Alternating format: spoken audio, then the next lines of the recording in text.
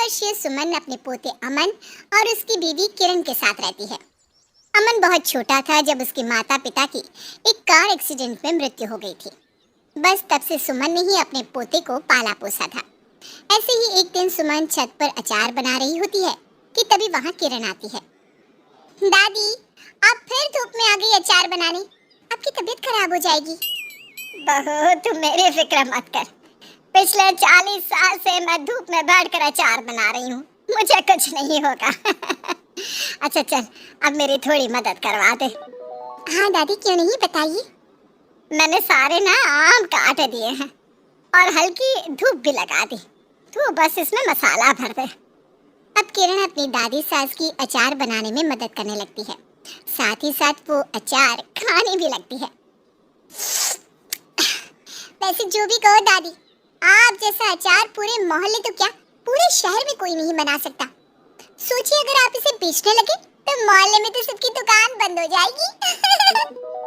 तुझे ना बस मक्खन लगाना आता है किरण। इतना बोलकर सुमन अपने अचार के कुछ डब्बे लेकर नीचे आती है। किरण भी अपनी दादी सास के पीछे जाती है और तभी उनकी एक पड़ोसन विमला वहाँ आती है। अम्मा, तुम फिर से अचार बना रही हो क्या? मुझे भी सिखा दो ना। मुझे तो आज तक समझ में नहीं आया कि आखिर तुम इतना स्वादिष्ट अचार बनाती कैसे हो। तू हमेशा आकर बस यही कहती है, अम्मा मुझे अपने जैसा अचार बनाना सिखा दो, और फिर गायब हो जाती है। अरे तू अचार बनाना तो तब सीखेगी ना जब मेरे पास आएगी। अम्मा, तुम्हें तो पता ही है, घर में मैं अकेली हूँ, मुझे घर के कामों से ही फुर्सत नहीं मिलती। पर मैं इस बार आपसे वादा कर रही हूँ कि कल से पक्का आऊंगी, अगर टाइम मिल पाया तो। अच्छा, अभी थोड़ा अचार तो दे दो मुझे, बच्चे स्कूल से आने वाले हैं, उन्हें खाने में देना है। विमला अचार लेकर वहाँ से चली जाती है और सुमन अपने अचार के डिब्बों को किचन में रखने लगती है। अब बताओ दादी, अब आपका क्या कहना है?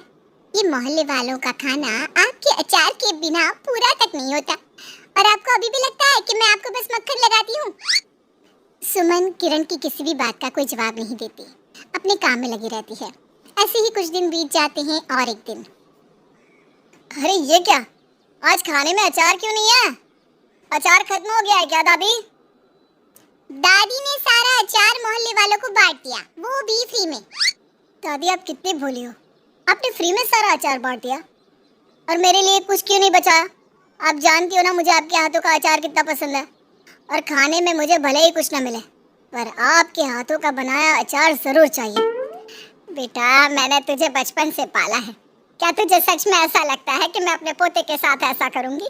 तेरी बीवी ही बस तुझसे मजाक कर रही है। ये ले, पकड़ तेरा अचार। अचार मिलने के बाद अमन चटखारे ले लेकर अचार के साथ खाना खाता है। दादी, आपने कल मुझे ऑफिस के लंच में थोड़ा ज्यादा अचार देना। मेरे ऑफिस के दोस्तों ने जब आपके हाथों का अचार खाया तो वो तो उंगलियां चाटते रह गए। उन लोगों ने मुझसे अचार मांगा है। अरे ठीक है, ले जाना।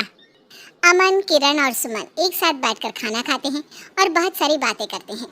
देखते ही देखते कुछ दिन बीत जाते हैं और एक रात अमन घायल अवस्था में घर वापस आता है। अमन के शरीर पर चोटों के निशान देखकर सुमन और किरण बहुत घबरा जाती हैं। अमन, ये क्या हुआ आपको? इतनी चोट कैसे लगी? किरण बहू, तो अपने ये सवाल जवाब बाद में कर लेना, पहले मलहम पट्टी लेकर आ। मेरे पोते को कितनी चोट लगी है, कितना खून निकल रहा है। बेटा, ये सब कैसे हुआ? मैं जब ऑफिस से आ रहा था तो रास्ते में कुछ गुंडों ने मेरी बाइक को टक्कर मारी। जब मैंने उनसे इस चीज के लिए बोला तो वो सब मुझसे लड़ने लगे। वो 4 लोग थे और मैं अकेला, मैं उनसे जीत नहीं सका। अरे कीड़े पड़े, उन्हें कितना मारा है मेरे बेटे को। किरण जल्दी से कमरे से फर्स्ट एड ले आती है और अमन की चोट पर लगाती है, पर अमन सारी रात सो नहीं पाता। अगली सुबह किरण अमन के साथ डॉक्टर के पास जाती है, जहां डॉक्टर अमन का चेकअप करते हैं। अंदरूनी चोट ज्यादा है, वो तो भगवान का शुक्र था कि इनकी रीढ़ की हड्डी नहीं टूटी, वरना ये जिंदगी भर के लिए अपाहिज हो सकते थे। वैसे मैंने इनकी कमर की पट्टी कर दी है और पैर में बैंडेज भी लगा दिया है। अब 5 से 6 महीने इन्हें बिल्कुल बेड रेस्ट करना होगा। क्या 5 महीने? पर डॉक्टर, अगर मैं 5 महीने घर बैठ गया तो मेरी नौकरी चली जाएगी और मेरा घर मेरी ही सैलरी से चलता है। अमन जी, अगर आप चाहते हैं कि आप जल्द से जल्द ठीक हो जाए तो आपको अपना ख्याल रखना ही होगा। कुछ देर बाद किरण और अमन घर आते हैं और जब ये बात सुमन को पता चलती है तो वो भी सोच में पड़ जाती है। ऐसे ही 1 महीना बीत जाता है। अमन की नौकरी भी छूट जाती है। अब तो घर खर्च चलाना भी मुश्किल होता जा रहा था। ऐसे ही एक दिन पड़ोसन उनके घर आती है। अम्मा, मेरे घर में ना अचार खत्म हो गया है, क्या आप थोड़ा अचार दे सकती हो? अचार चाहिए? अच्छा तू यहीं रुक, मैं अभी लेकर आती हूँ। माफ कीजिएगा आंटी जी, पर अब अगर आपको अचार चाहिए तो उसके पैसे देने पड़ेंगे। आधा किलो के 50 रुपए और 1 किलो के 100। किरण बहू, अब तो हमसे पैसे लेगी? हाँ आंटी जी, क्योंकि अब हमारे घर की आर्थिक स्थिति पहले जैसी नहीं है और मैंने डिसाइड किया है कि मैं और दादी अपना खुद का अचार बिजनेस करेंगे। इस तरह से किरण विमला से अचार के बदले पैसे लेती है और विमला के जाने के बाद अपनी दादी सास से कहती है, दादी, हमारे घर की आर्थिक स्थिति बहुत खराब है, न जाने अमन जी कब तक ठीक होंगे। अब हम दोनों को ही मिलकर घर की जिम्मेदारी उठानी होगी, इसलिए मैंने सोचा है कि हम आपके हाथों से बना अचार बेचेंगे। मुझे पूरा यकीन है कि ये आइडिया जरूर काम करेगा। पर बहू, कोई मेरे हाथों का बना अचार क्यों खरीदेगा? मुझे डर लग रहा है अगर काम नहीं चला तो। दादी, डर के आगे जीत है। ये तो मैं नहीं जानती कि हमारे बिजनेस को चलने में कितना समय लगेगा और आगे क्या होगा, पर मैं कोशिश करने से पहले हार नहीं मान सकती। आप बस मेरा साथ दीजिए। सुमन किरण की बात मान जाती है और घर में बैठकर बहुत सारा अचार बनाती है। वहीं दूसरी ओर किरण अचारों को लेकर बाजार में बेचने जाती है, पर उसके अचार नहीं बिकते। किरण को कुछ समझ में नहीं आ रहा था।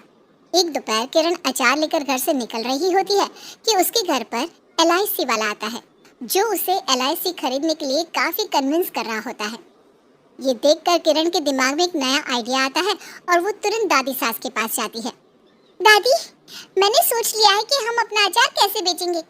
हमारे मोहल्ले के सभी लोग आपसे अचार मांगते हैं ना, बस अब हम अपना ये बिजनेस बाहर से नहीं बल्कि घर से शुरू करेंगे और मुझे पूरा विश्वास है कि हमारा बिजनेस चलेगा। अब किरण बाजार के साथ लोगों के घर घर जाकर उन्हें अचार खरीदने के लिए कन्विंस करती है।